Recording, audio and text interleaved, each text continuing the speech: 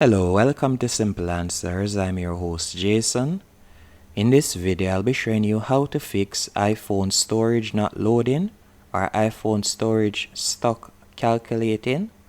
For example, if I should go into settings, scroll down and select general and select iPhone storage, you can see right here it is stuck calculating.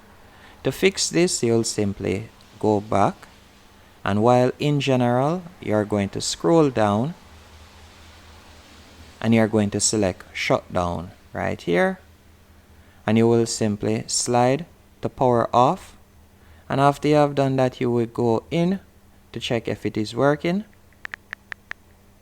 And if after doing that, it is still giving the same problem and is not calculating or is not showing, what I would recommend you do, again, you'll come back into general. And you're going to scroll down, and right where you see transfer or reset iPhone, you're going to tap right there. Then you're going to tap on reset, and you would tap on reset all settings right at the top, and that normally does the trick. Hope you found this video helpful and informative. If you did, be sure to hit the like button and subscribe, and thank you for watching.